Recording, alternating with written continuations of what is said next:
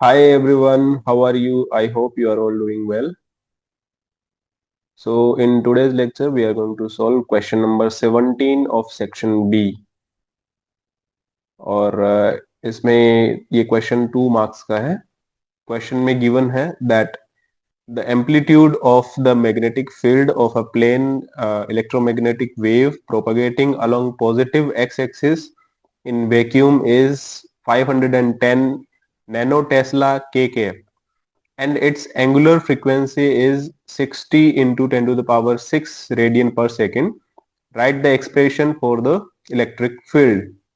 तो हमें यहाँ पे इलेक्ट्रिक फील्ड का एक्सप्रेशन पता करना है जहां पे हमें मैग्नेटिक फील्ड का मैग्नीट्यूड गिवन है। अब what we can do here, first of all what is given here, we will write the amplitude of,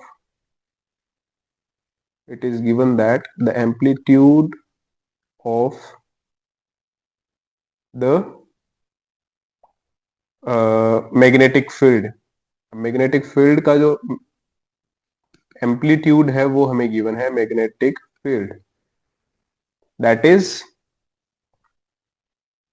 B not vector equals to 510 nano tesla और के कैप उसका direction है और वो जो propagate कर रहा है पॉजिटिव एक्स डायरेक्शन में। ठीक है, तो direction of propagation here is positive x direction, direction of propagation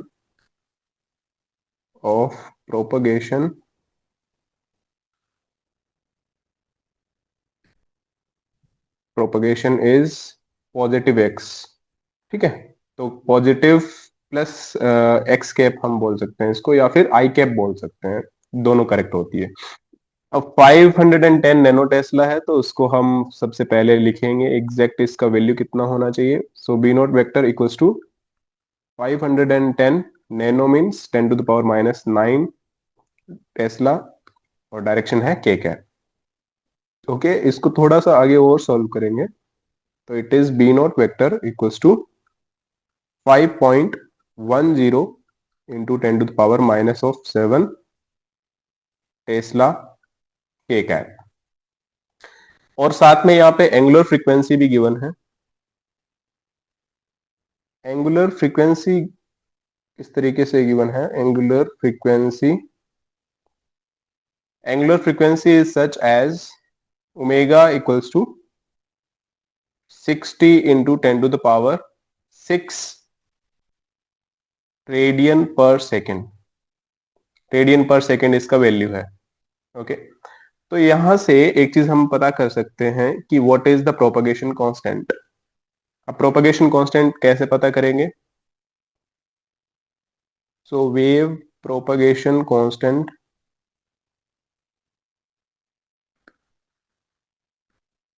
wave propagation constant is K equals to omega by C.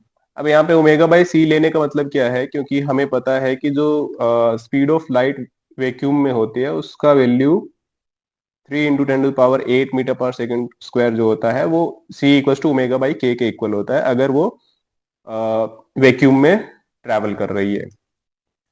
अब यहाँ पे जो भी वैल्यूज हमें मिली हुई है उसको हम रख देंगे तो के का वैल्यू पता चल जाएगा, दैट इज ओमेगा बाई सी, और ओमेगा का वैल्यू है 60 इंटू 10 टू द पावर 6। अब यहाँ पे 60 दिया था कि 6.0 था, हाँ 60, so 60 into 10 to the power 6 और value of C is 3 into 10 to the power 8 और इसका यूनिट आ जाएगा अपना रेडियन पर मीटर। ओके, अब इसमें कुछ कैंसिल आउट हो सकता है, उसको हम कैंसिल आउट कर लेते हैं और फाइनली जो इसका वैल्यू आएगा दैट इज 60 को डिवाइड करेंगे 3 से तो 20 आएगा।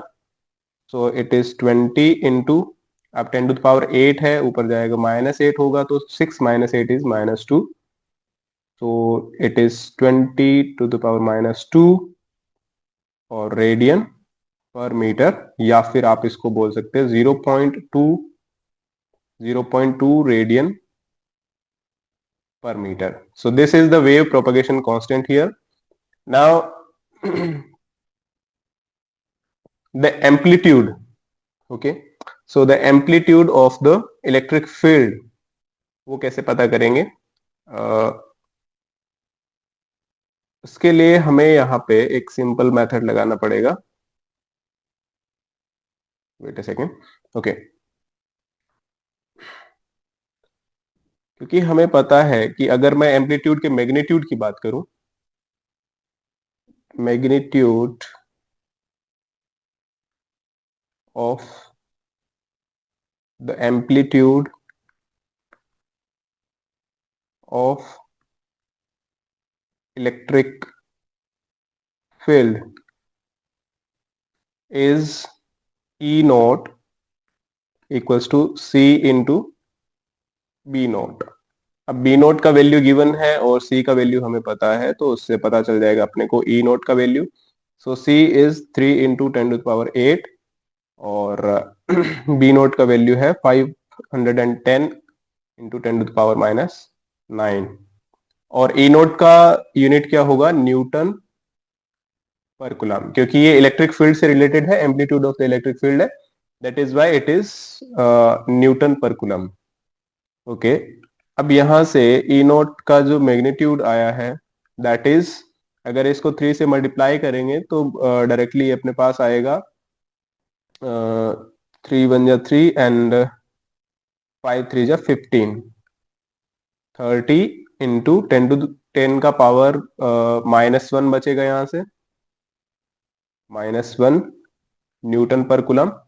और एग्जैक्टली अगर इसका वैल्यू देखा जाए तो it is 153 newton per coulomb. So this is the magnitude of the electric field. अब magnitude of the amplitude of the electric field हमें पता चल गया. एग्जैक्ट इक्वेशन हमें यहाँ पे पता करनी है और उसके लिए अपने को स्टैंडर्ड इक्वेशन यूज करना पड़ेगा. अब स्टैंडर्ड इक्वेशन क्या होता है? Wait a second.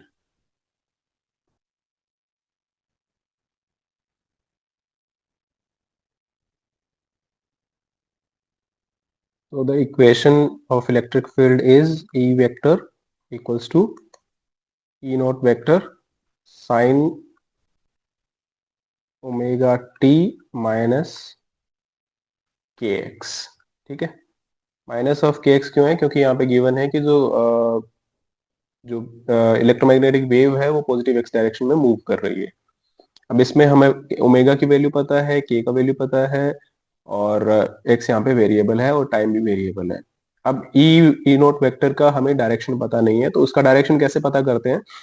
क्योंकि यहाँ पे गिवन है कि डायरेक्शन द वे गिवन भी है क्वेश्चन में, अगर आप देखेंगे तो the plane electromagnetic wave propagating along the positive X axis. Positive X axis के अलोंग प्रोपगेट कर रही है, तो उसका जो पॉइंटिंग वेक्टर है, Poynting vector, the direction of Poynting vector भी सेम होना चाहिए उसके. ठीक है, तो अगर मैं बात करूं डायरेक्शन ऑफ पॉइंटिंग वेक्टर, तो वो क्या होगा? S cap equals to E cap cross B cap. अब अगर ये हमें पता चल गया है कि ये आई कैप है, क्योंकि पॉजिटिव एक्स डायरेक्शन है, तो ई कैप का डायरेक्शन हमें पता करना है. ई कैप क्रॉस बी कैप का क्या डायरेक्शन गिवन है हमें? इट इज के कैप. तो मुझे यहाँ पे ऐसा क्या मल्टीप्लाई करना चाहिए कि यहाँ पे आई कैप आ जाए? तो it is I cap equals to j cap cross k cap.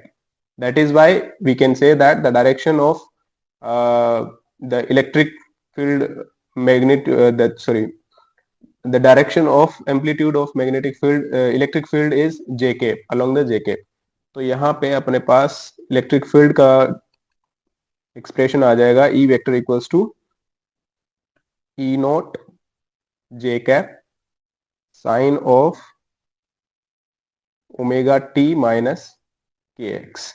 अब इनकी वैल्यूज हमने जस्ट कैलकुलेट कर ली है, that is 153 newton per coulomb into J cap आ जाएगा. ठीक है, और इसके साथ मल्टीप्लाई किसका होगा, साइन ओमेगा का वैल्यू है 60 इंटू 10⁶, नाउ इंटू टी, और माइनस ऑफ के का वैल्यू है 0.20, और x is x. So this is what the expression of electric field. This is the expression of electric field that was asked in the question. Okay, I hope you got the answer, and if you have any doubt, then you can ask.